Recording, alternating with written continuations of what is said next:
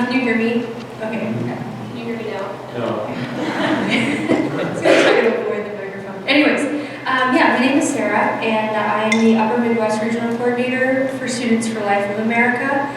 So I oversee about 80 student groups in Illinois and Iowa. And I don't know if you guys know a little bit about Students for Life, but we're the nation's largest pro-life organization, and our goal is to educate, empower, equip, and mobilize pro-life student leaders across the country so that you guys on your campuses can be effective pro-life leaders. And so we do that by like trainings, free resources, displays, anything that you guys need so that you guys can get on campus, have the conversations that change the hearts and minds of the generation that will change the culture. Wouldn't then change the laws a little bit. So it's all about the ripple effect. But yeah, so that's kind of a little bit about Students for Life. And then I was asked to tell you guys a little bit about why I'm involved in the pro-life movement. And so I'm actually not supposed to be here. When I was in utero, I was diagnosed with spina bifida.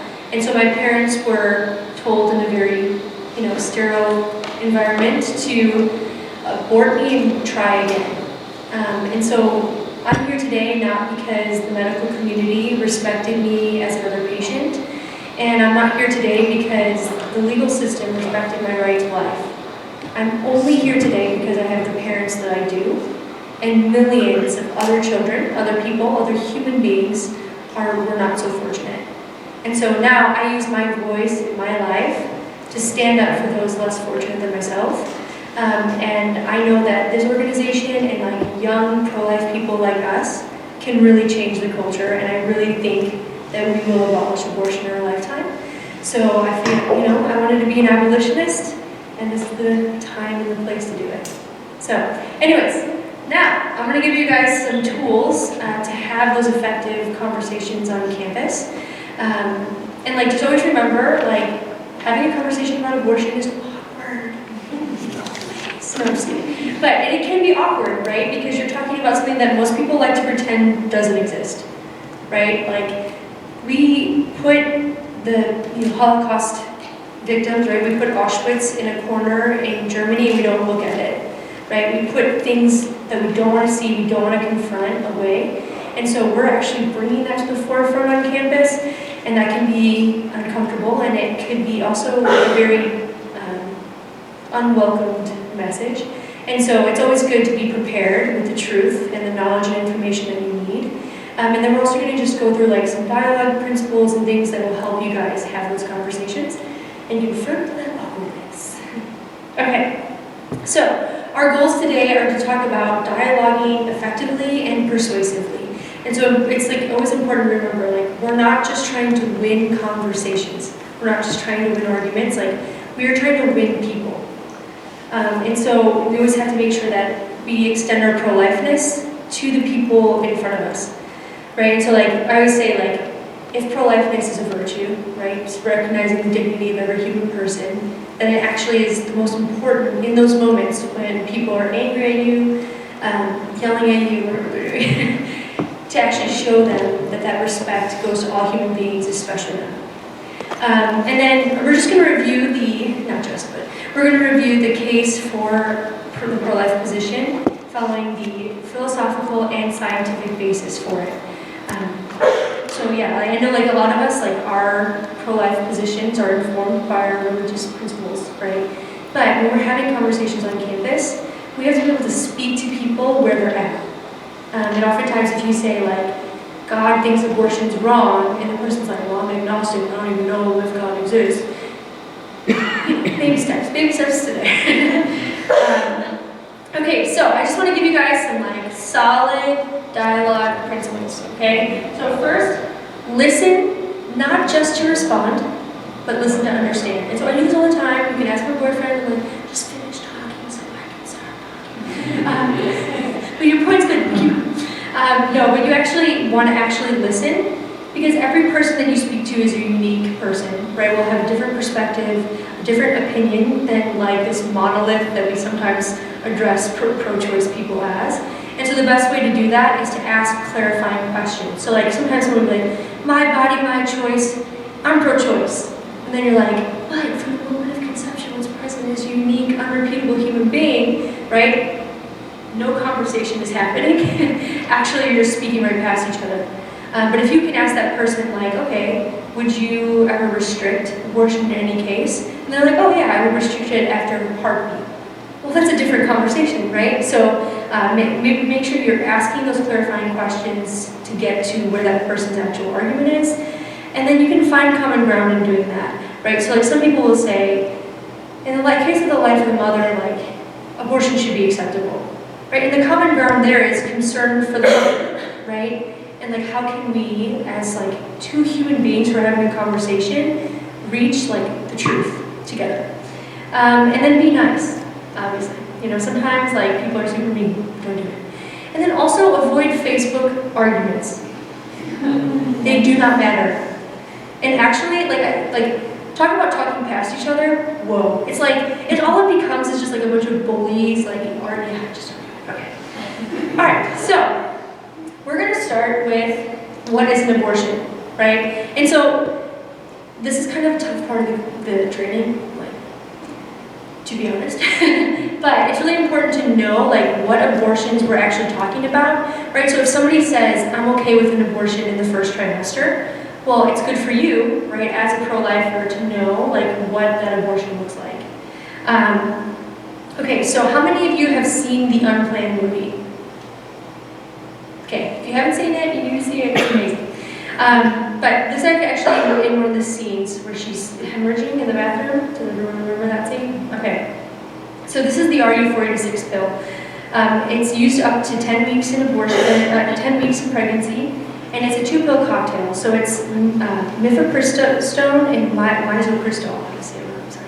So mifepristone, right, starves the developing child by not allowing progesterone in the woman's body to increase, and then misoprostol, right, which is taken a few days later, or 24 to 48 hours later, induces a miscarriage.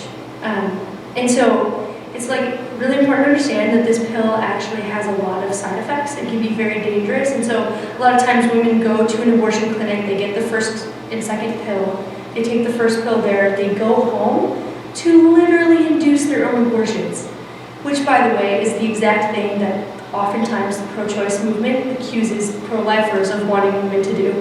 But since 2011, 20 women have died from taking this pill, and there have been over 2,200 complications according to the FDA.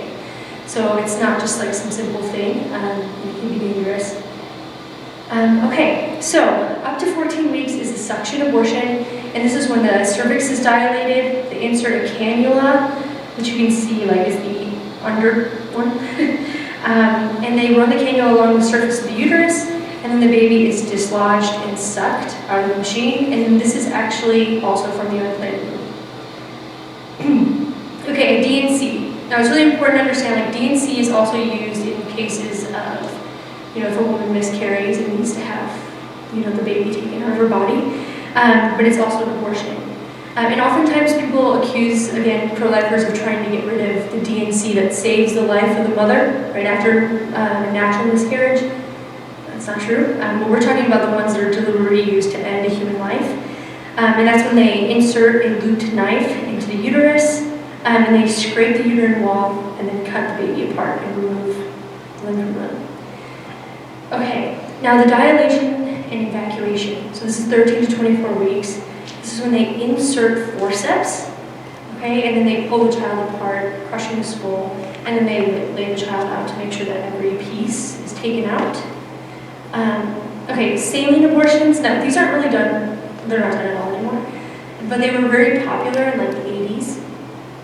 Like the Infant Protection and Born Alive Act came out because of this, because children were actually surviving the saline abortions. And that's just when they use saline to replace the amniotic fluid. Okay, now this one's really important, and we're actually going to come back into this to our later pro-life discussion, but this is a heart attack abortion.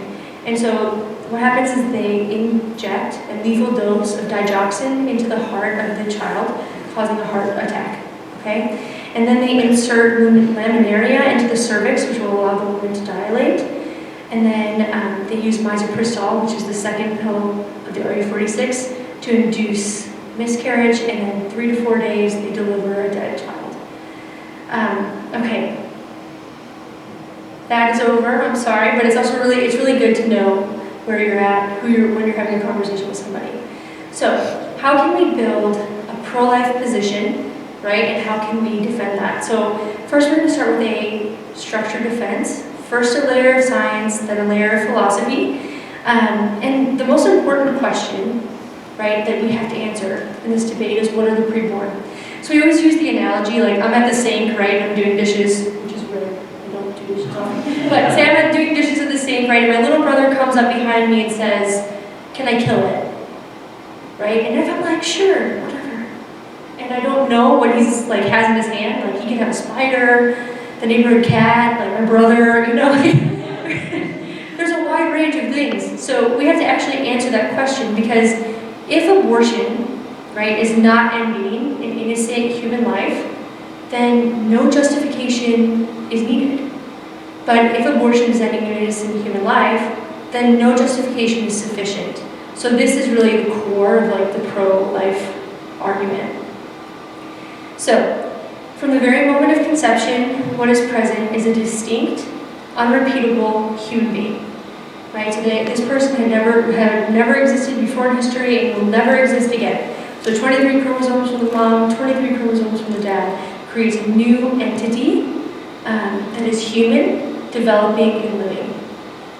And we know it's living because if you just look into any scientific textbook, metabolizing for energy, growing, responding to stimuli, developing, all these things are a part of a living organism. But not only that, it's a living organism that is organizing and differentiating, which means that it's actually an organism, not just a random sack of cells, right?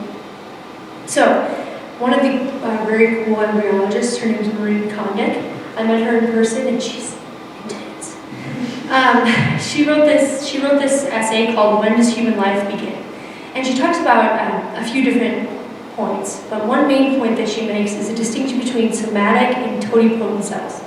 Okay, so somatic cells are just cells that have your DNA in it, just like skin cells.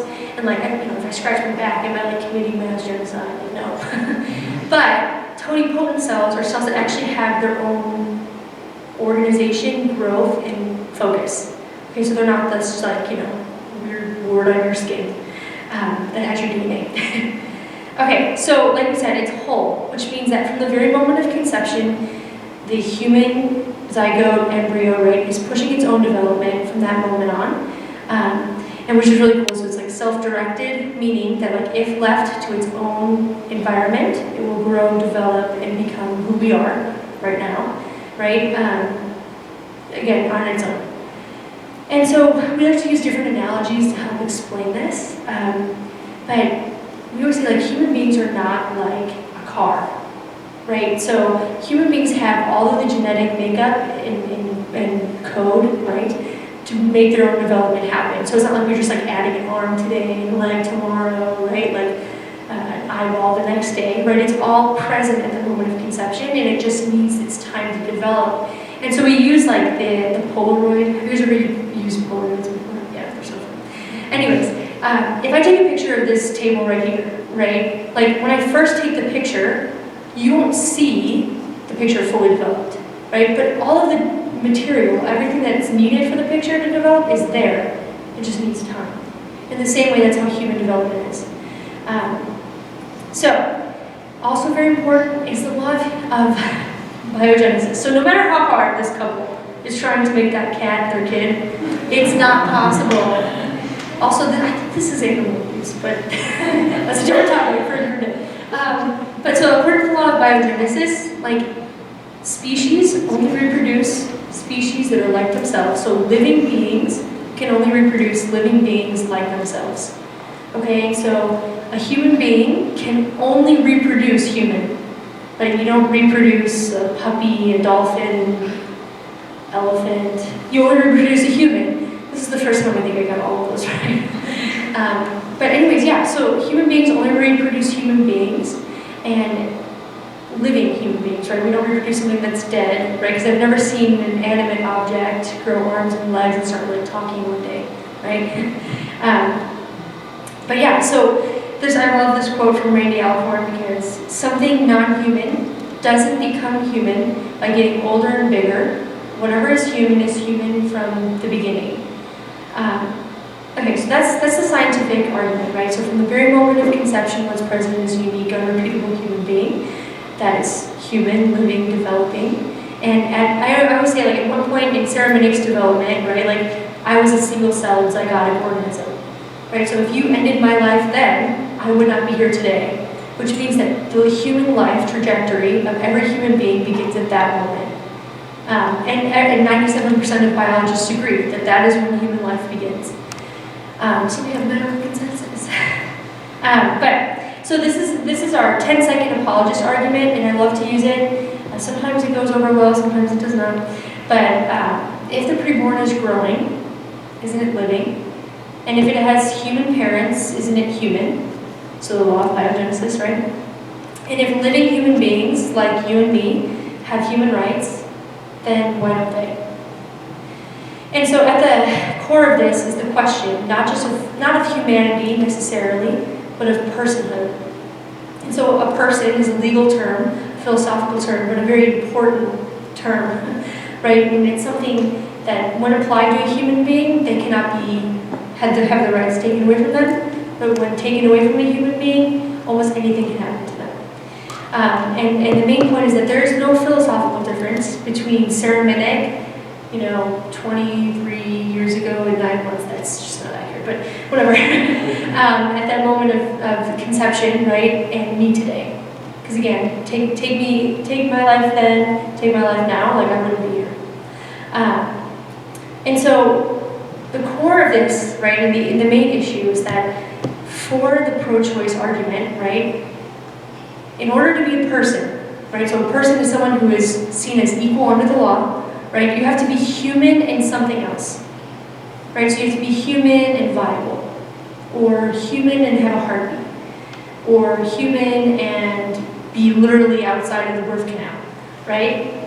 And so we're qualifying like humanity in order to make someone a person. And so the main core of the pro-life argument, right, is that there are so many things that distinguish us as human beings, right? Like I'm short, obnoxious, brunette, I don't know, there's a lot of things. But I'm different than a lot of different people, right? But the one thing that unites me, right, is that I'm human, right? And so there's a million things, not just like annoyance, not annoyingness, but like culturally, right, ethnically, religiously, like a million things that can distinguish us. The one thing that unites us is our humanity. And so in order to actually qualify humanity to equal being a person leaves open the door of discrimination, okay? So the only thing we have in common is our humanity, and we can point to personhood abuses in the past, right? Not that they're exactly the same, right? Because every personhood abuse is a little different, but each one of those cases, a human being was not person enough, right? So you weren't a person if you were human and not white, right? Or you weren't a person if you were human and not a man, or if you were a Jew, right? So it's like, once you start qualifying our equality, that opens the door for human personhood abuses, which we see in the abortion issue today. So that's the core of the pro-life argument. Now, sometimes people will acknowledge, like, yep, it's human, like, that's cool, but what about all these different things? Like, what if about the mom? What if the mom is impoverished? What if her health is at risk? What about her age? What if it's going to affect her career? And so this is how we have to respond to this. One, listen to understand, ask those qualifying questions, and then acknowledge the difficulty. So you saying like, yeah, that sucks, doesn't diminish the pro-life position, right? Because you're saying like, yeah, like, being a pregnant student is a difficult thing, right? Like acknowledge it, and then try to like find that common ground so that will help you there. And then you're going to try out the toddler, which we'll go over, and then we're going to talk about addressing her real needs. So again, listen, understand, acknowledge difficulties. Okay, this is my favorite.